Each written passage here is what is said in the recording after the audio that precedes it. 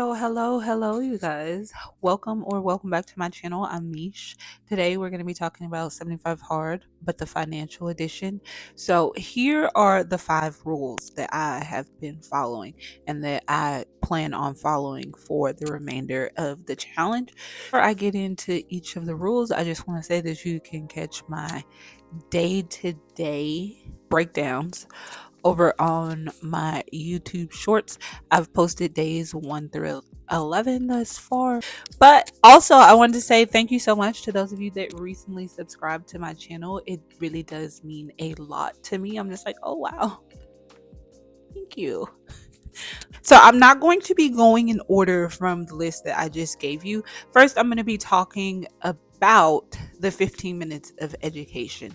So every day you're required to complete 15 minutes of education, whether that be through a podcast, through a YouTube video, or through some type of reading, something on the internet, or an actual physical book. Right now, I'm listening to Fearless Finances. Sorry, I said that name wrong 15 times. I'm listening to Fearless Finances on Audible. As far as reading, I am reading The Wealth That Money Can't Buy. It's a book by Robin Sharma, the author who wrote the 5 a.m. Club. So it's a bit personal development, a bit finances, but I like it.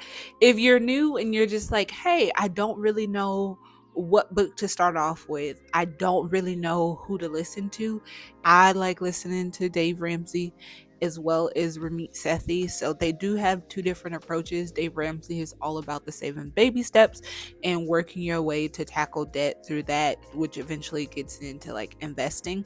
And then Ramit Sethi is more of a conscious spending plan where you spend money on the things that you enjoy and cut back on the things that you don't, so you live a balanced and fulfilled life. Both serve their purpose, so whichever one resonates with you, just type in those names on the internet. Their shows will gladly come up. As far as books, if you are leaning more towards Dave Ramsey, I feel a Total Money Makeover will be a good book for you to start with.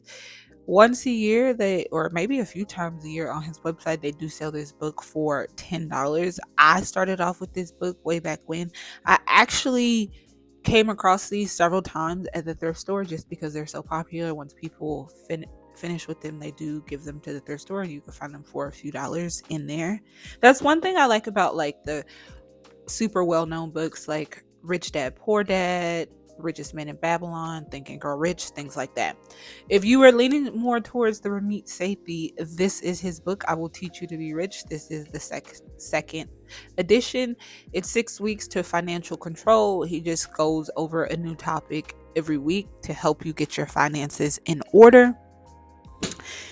And then if you like to blend the faith side with your finances, which I do, then there is the Fearless Money Mindset by Erin Simone. She goes over 7 different principles for financial success.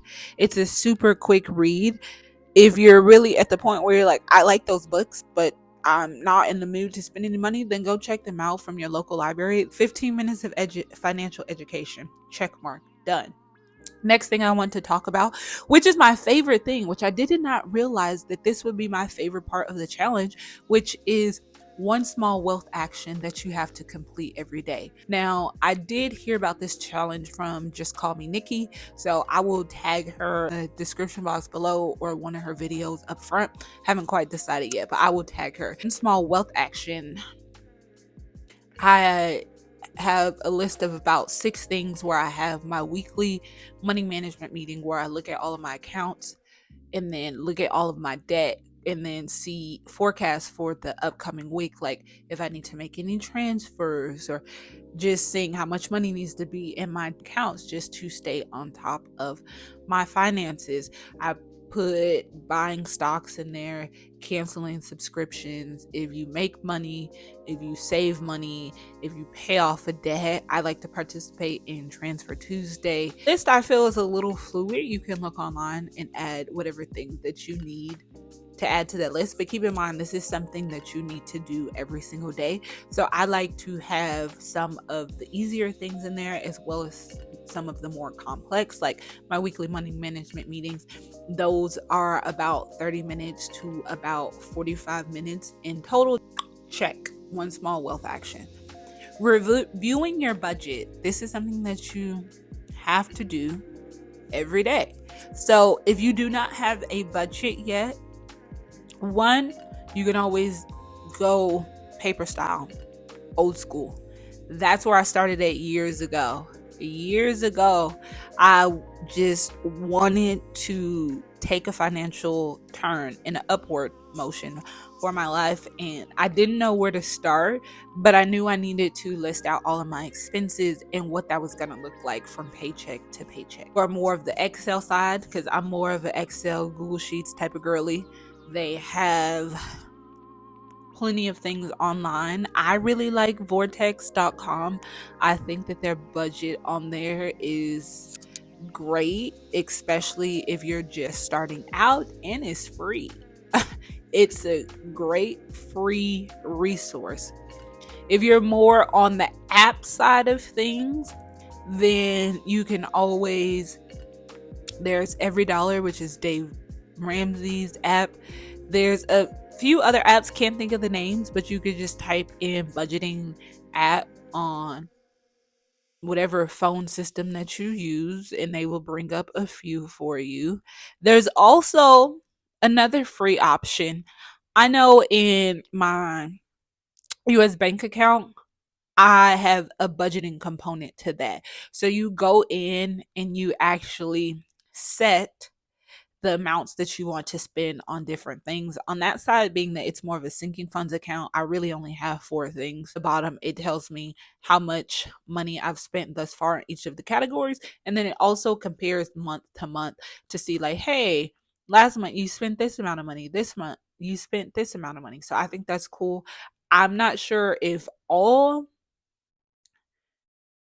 banks have that option, but I do know that they have a spending category option where at the end of any given month you can just go in and it'll give you a pie chart of the different type of spendings that you had. So if you've never created a budget before, I suggest you go in, you print off at least 2 months for that, 2 to 3. See where your funds are going and then create a budget based off of that. But one thing I will say, if you're new to creating a budget, it does take about 2 to 3 months to get your budget like going effortlessly where you're not over budgeting or you're not overspending. Just keep that in mind. It takes a few months just to get your budget on track. I am currently using a Google Sheets that I got off of Etsy. Find the picture of the girl that I bought it from. I will include that in there. I got it years ago, and then I recently just started using it, probably 2024 December. I'm just like, sweetheart, at what point are we going to use the things that we spend our hard-earned money on? And ever since then, I love it. I love it. I love it. I love it. It has a spending breakdown. It has a area at the bottom where you could track expenses. It has savings. It has incomes. It has bills versus expenses. It has debt. I think it's all encompassing. I can't think of anything negative about it. There are two different versions that come with it, as well as the saving or debt tracker. So I feel for those three things bundled, it's a steal. And of course, it's a Google Sheet. So once you buy it once, you can just continue to make tabs at the bottom to continue throughout the year. So it's good in my book. It's good in my book. Now that we've talked about budget, another component of this challenge is that you track your expenses every day. You can always just write your expenses down in a notebook. Mine is done in my Excel sheet. I like it that way. But as a pen and paper girly, I understand writing it down yourself and then going through with like highlighters and categorizing each of the different spending categories that you may have.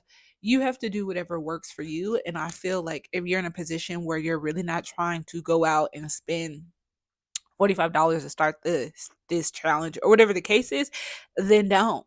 Use some pen and paper, start the challenge tomorrow and call it a day. The more that you do it, the better that you get at it. Check. Got that. It's out the way. And then the last thing, which is very self explanatory, is no unplanned spending. So out of my 11 days, I did have 1 day of unplanned spending.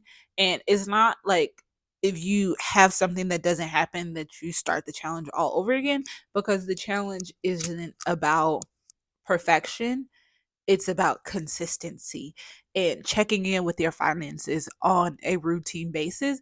And hopefully, some of these things will become part of your daily actions way after storage is completed. That is the gist of the challenge. I think that it is amazing. Me checking in with my finances right now is definitely telling me, like, sweetheart, you need to go through and rework your budget. There's things like dry cleaning and stuff for my hair that I kind of just used to leave up in the air. Like sometimes my hair would come out of my self care budget, sometimes my hair would come out of my personal expenses. And then is same thing with my dry cleaning. Like sometimes it would come out of Misk, sometimes it would come out of personal.